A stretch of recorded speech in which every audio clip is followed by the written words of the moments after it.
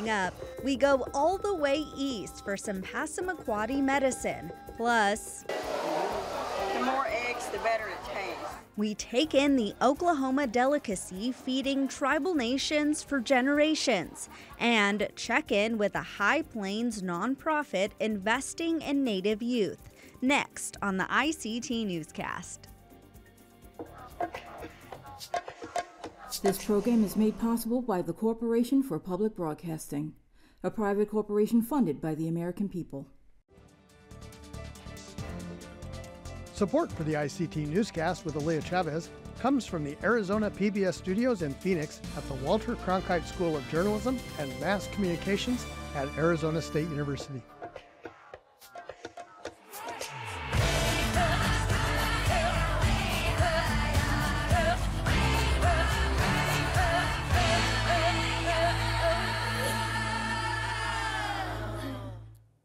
Amirawa Hopa. Thank you for joining us. I am Aaliyah Chavez. We begin in Australia, where a mining company has entered into a first-of-its-kind agreement to benefit Indigenous interests. The Canadian company Agnico Eagle Mines has signed a benefit-sharing agreement with the Djara Group. The agreement, titled In the Middle We Meet, ensures the company's mines will employ Aboriginal people, will grant the Djara control over its environmental impact, and compensate its people. It is not yet clear how much money the Djara will make as a result of the agreement. In Canada, a leak at a chemical plant near an Indigenous community is forcing its owner to make some changes. Last month in Ontario, the Amnajog First Nation declared a state of emergency due to a chemical release from a German petrochemical company, which resulted in at least 10 people visiting the hospital.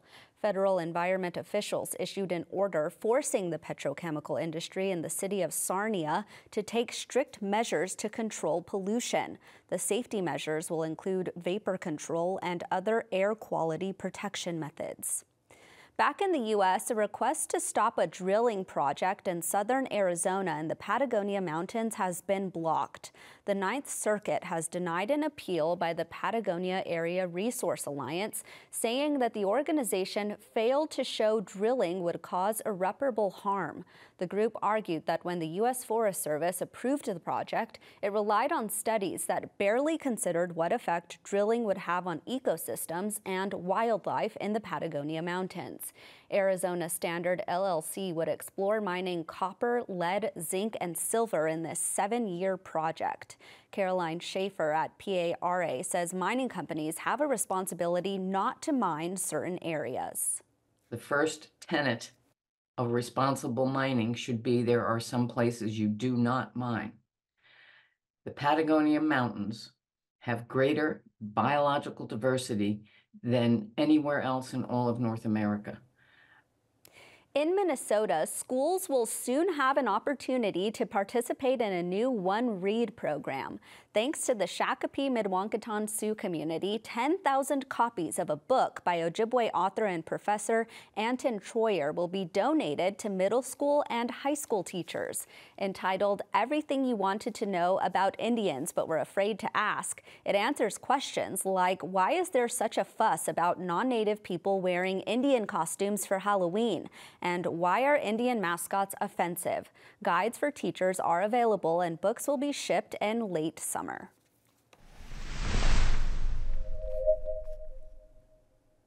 We're turning now to Maine to find Dwayne Tomah, who has been working to preserve, grow, and celebrate his Passamaquoddy culture for years. He's getting an honorary doctorate this weekend and new resources to spread his culture with a year-long fellowship at Colbey College. Stewart Huntington caught up with the ever-busy Tomah and asked about this new chapter.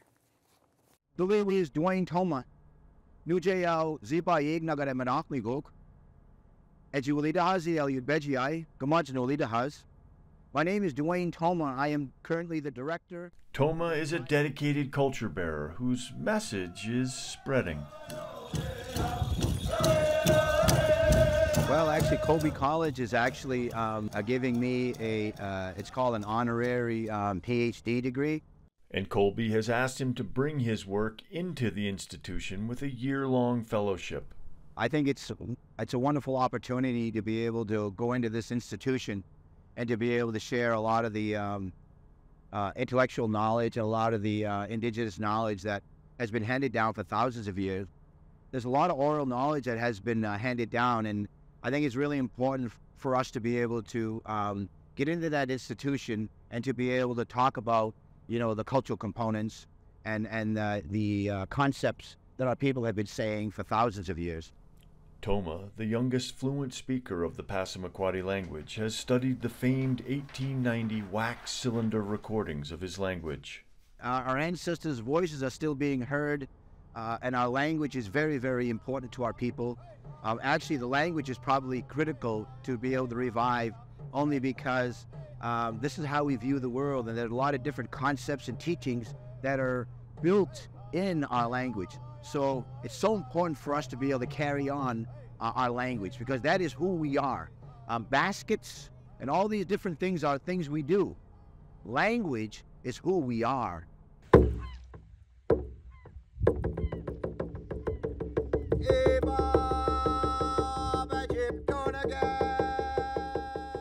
I asked him if he sees any positive trends in healing the relationship between his people and the broader society.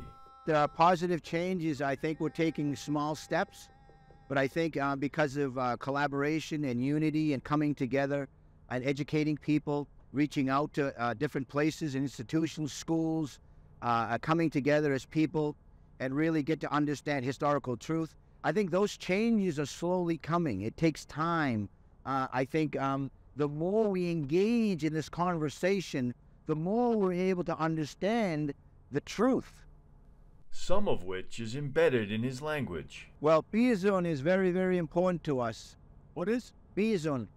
And Bizon in our language means medicine. So medicine is very, very important to our people because it's about healing. Gigat Dazawagan. Gigat Dazawagan is healing. So let me break that down for a minute.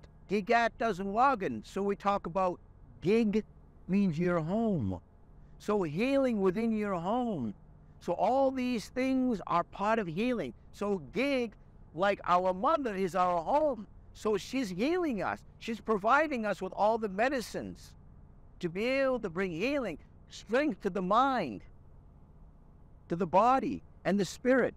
And I asked if he had a message for the state of Maine and beyond. Let's work together. Let's get into these institutions and start sharing this knowledge of our people, because our people's knowledge has been so suppressed and oppressed for such a long time. Let's work together to be good stewards of this land, to treat our mother with respect. That is the message that I want to share, is for us to be able to get together and work together, to be able to share historical truth in its proper context. She's believed to be the first Alaska Native woman to graduate from Columbia University with a degree in civil engineering. However, ongoing protests on campus resulted in her missing the chance to walk across the stage. ICT's Renata Birkenbuel reports that while Charitie Ropati may be disappointed that she didn't walk, she still stands proudly in solidarity with her classmates.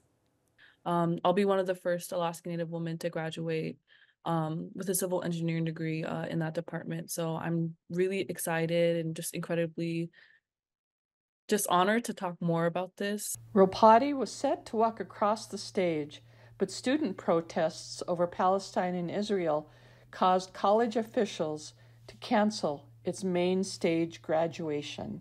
They did cancel main commencement, which is a huge disappointment. And I just also want to clarify that, this is not at the fault of my peers and my friends, or these protesters who are recognizing, humanity. It's a very beautiful thing, but it's as a result of an administration that has really shown me, honestly, this past year, but also especially this past semester, that they don't care about us. And I used to be really scared about saying that, but now that I'm about to graduate, I'm not scared to say that. She supported her peers during the encampment, which at times turned violent. I think this past semester has really shown us that, like, oh, you don't care about us though. Like, you don't care about our freedom of speech. You don't see that we're trying to recognize, that my peers are trying to recognize this humanity, which has become not only a national thing, but an international student movement. Ropati said some of her classmates were suspended as a way to intimidate protesters before graduation. The fact that we feel nervous or scared or reluctant to even say we participated and supported our peers amidst this, and recognizing humanity and recognizing the genocide that's happening is such a weird thing to even be scared of, because we, in this country, we're supposed to have the freedom of speech. Sorry for my long-winded answer, but yeah, I did. I helped support my peers the best way I can. Ropati's tribal regalia fits her beliefs as a Yupik expression of cultural pride and resistance to colonial entities, she said. We've done a really incredible job showing solidarity, and I think it's a really beautiful thing. And the fact that we're nervous to say that we're showing solidarity is such an abhorrent thing to even say. We should be able to say that confidently without any repercussions, but the university is using these tactics to silence students, and I think it's terrifying. It's crazy. It's like something I never would have imagined when I started here. The engineering department held its own graduation in Lower Manhattan on the Columbia Lions football field. The 22-year-old young scientist spoke about climate change at the 2024 Partnership Forum of the Economic and Social Council at the United Nations. She's returned home to work for the Alaska Native Tribal Health Consortium as an engineer intern. Renata Birkenbuel, ICT News.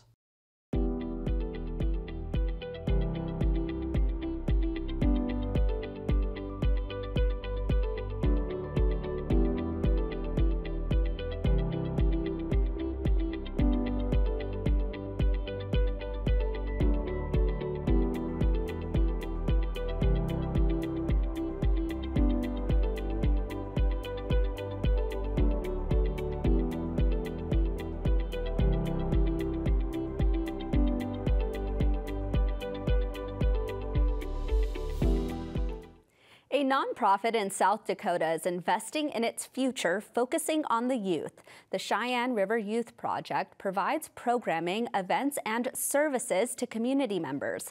ICT previously spoke to its CEO, Julie Guerrero, about the nonprofit's recent purchase of land. We follow up now on the purchase and learn more about the impact this organization is making. Paris Wise has the story. We spoke with you not too long ago about the purchase of 40 acres near Bear Butte in South Dakota for the Cheyenne River Youth Project. Now that it's settled in a little more, are there any updates or feedback you've received since we last spoke?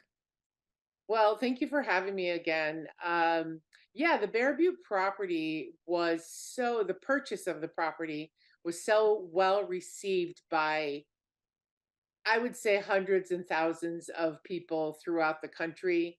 I think we even received congratulations from other people in other communities across the world. So, we had a dedication, climbed Bear Butte. The next morning, we went to Wind Cave. The following morning, we went to Devil's Tower. And each night, we went back to our camp, which was kind of the foundation. And really, again, it speaks to the purpose of why we needed to have this space. I know it's a bigger conversation, and we're part of a bigger conversation, but I think just having the kids be able to do that was beautiful. We put our prayer flags down, and we left there feeling really empowered and really good. We had kids there, and they had a great time, and they were troopers. I would definitely say that they were amazing because it was cold and it was rainy, but never a complaint, not from anybody. And I think it was just they really understand why it was important to spend time at our property. Well, I'm really excited for our viewers to learn even more about the Cheyenne River Youth Project. Can you tell us a little bit more about it and the kids who are involved? So the Cheyenne River Youth Project is a 36-year-old nonprofit located on the Cheyenne River Reservation. And over the years, we had a very meager kind of beginning. we took an old bar, converted it into a youth center. And, and throughout the years, we've just grown into a campus now. So we have a youth center for 4 to 12-year-olds. We have a teen center for 13 to 18-year-olds. We have a sustainably managed 2.5 acre garden. We also have a 3.5 acre art park. And within those spaces, there's just a lot of room for education and wellness and creativity. So we're doing great work for kids ages 4 to 18. We also work with families through a component called the Family Services program, where emergency services can be provided to families who request it. So we're doing a lot with a very small team, but the work is great. We have a lot of kids who come through our doors every day. They participate in internships, and they are paid internships. We have something called Passion for Fashion for our young teens. We have a big holiday toy drive in December. We have Red Can Graffiti Jam, which is coming up in July. And if you look at the mural behind me, you'll be able to see, I'll move a little bit for the artists or for people to see, but that is a mural created by 3 or 4 of our Red Can artists who came last year, I believe. And it's about 120 feet long, and I think about 12 to 15 feet high. So it was a really big building. But, one of the things that we've learned throughout the years with the murals is that our people love to see our language on these walls. So we're I think we're very intentional about adding language to our murals. And of course, all the community murals have to be culturally relevant. The garden program is starting. So we'll all spend a lot of time in the garden with the planting, the maintaining, the harvesting, and even our little kids at the Maine, our 4-year-olds get to participate in a garden club. So they're learning about foods. And the greatest part is they're learning about how to grow it, and then they get to eat it. So the foods we use to support our after school feeding program, because our young people don't have access to the land that we used to, we're not mobile like we used to, they're not learning about those medicinal plants and those medicines that you can use to be able to go out and harvest. So, we've tried to do as much as, we're providing and we're addressing food insecurity, but, we also know that the kids don't get to learn about those things. So chokecherry plants and, sand cherries and all those berries that were part of our traditional food system, we planted an orchard in our garden, so now we have, elderberries, chokecherries, sand cherries, wild plums. We have wild grapes. We have all these things that are growing in addition to these other foods. And so now when we're teaching about, what the chokecherry does and what it means to us, we can actually just take them out to the garden and they can see what it is, and we can harvest it. We'll take it in, we'll dehydrate some, we'll make wojapi in our foods, we'll make juice, but we also make, our traditional, chokecherry patties, and they're learning all of those things, and, how to make wasna, which is kind of like a sweet meat dish. What have you noticed the difference in youth needs today versus when you started this organization? Yeah, I think the challenges that we have today are much greater. Back when I started, I remember marijuana was really the conversation, and it was the gateway drug, and it was so awful. But now our kids were challenged with so many other things, like meth, and that's a really scary drug, fentanyl, all of those things. So our kids are faced with even greater challenges because we understand that we have a very small amount of time to spend with them. They have families, they have schools, they have peer groups, and all of those pieces of their lives carry some influence. So for the small amount of time that we have, we really work hard to just give them as much as we can and to let them know that they're precious. But I would say, because we're also more global in the sense of the internet, so they have access to all of that. They see all of it, and that comes with them now. So it's I would say those are the couple of the biggest things, is that the challenges almost have become greater. And we have to really move with the community, and I think that's what we're really good at. Julie Garrow, thank you so much for sharing more about the Cheyenne River Youth Project. Thank you for having me. I appreciate the time.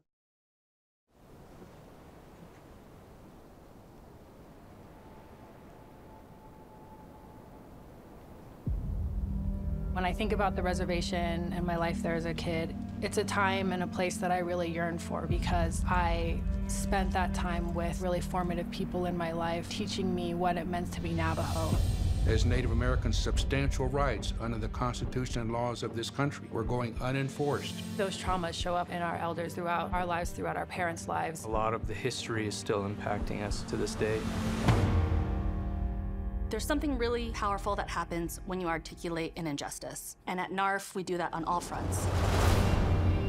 The Native American Rights Fund is the oldest and largest nonprofit law firm. Fighting alongside our tribal communities to defend Native American rights. I see the difference that it makes with our Indian people.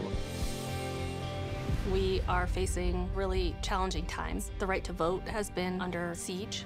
Without voting, every other right in Indian country that matters falls. So it's really important to have NARF standing with our tribal people to define voting as part of the fight for tribal sovereignty. Anytime Native American voters are in a position to swing elections, that's when you see the most egregious violations of their voting rights. And so we responded to that moment. The Native American Voting Rights Practice Group arose with this rising anti-democratic movement that has been happening across America. The voting rights litigation that we do is tough. The facts are tough. They're very personal to our voting team, but our wins are big. And we win all the time.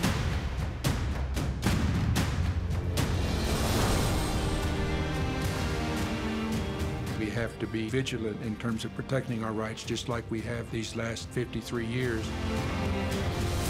In order to make good on the promise of America, we have to make sure that every Native American can vote and have the ability to effectuate change in their communities. I think that's the way that we collectively move forward. The Native vote matters because it's important, because it makes change in all the states we work in. When our ballot box achieves justice for Native people, that's when we as a country can really feel faith in our institutions. This election year, NARF will be leading the fight to protect Native American voting rights in states across the country. Follow along as we tell our stories from reservations, communities, and on the front lines of democracy. Now is the moment. Join us.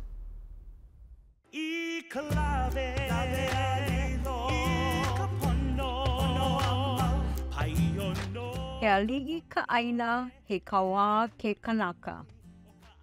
He ali'i ka aina he kawa ke kanaka. The land is chief, man is her servant. He ali'i ka aina he kawa ke kanaka. Our land is both a responsibility and a privilege.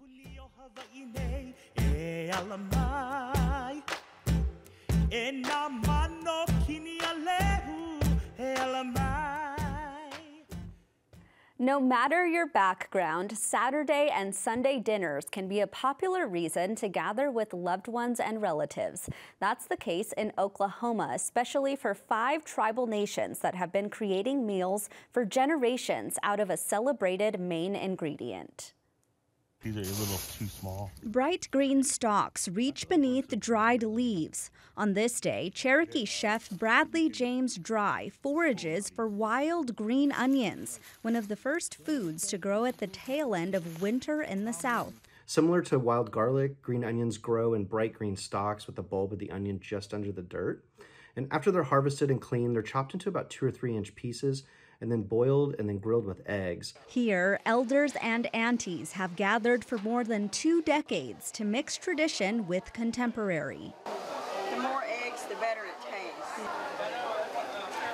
What you get is this green side dish that has the familiar peppery bite of an onion, and they're often served alongside fried pork, or as it's known around here in Oklahoma, hog fry, cabbage, beans, cornbread, and osafki, or sofki, which is a soup made from cracked corn, and the lye from wood ash, and of course everyone's favorite side dish, fry bread. For several generations now, wild onion dinners have been a staple of Native American cuisine in Oklahoma, particularly among the Cherokee, Chickasaw, Choctaw, Muskogee, and Seminole nations. The reservations of those 5 tribal nations take up about half of the state, and on any given Saturday from late February on through the month of April, there's likely at least one wild onion dinner somewhere in eastern Oklahoma. Outside this dinner in Okemah, men fry pork in giant pans, everyone with a contribution. Wild onion dinners have always been just as much about community gathering as they are about the onions themselves, and they're most often used today by United Methodist churches in Indian Country to raise funds to pay bills and annual membership dues. Families in the churches also often contribute a gallon of onions each for the event, and elders like to pass down the tradition by taking their grandchildren out to pick them and teaching them how to cook them as well. You can find more on this story by visiting ICTnews.org. Just search for the headline, "Wild Onion Dinners Mark the Turn of the Season." And that's a slice of our Indigenous world from all of us in the newsroom. Stay safe, my relatives.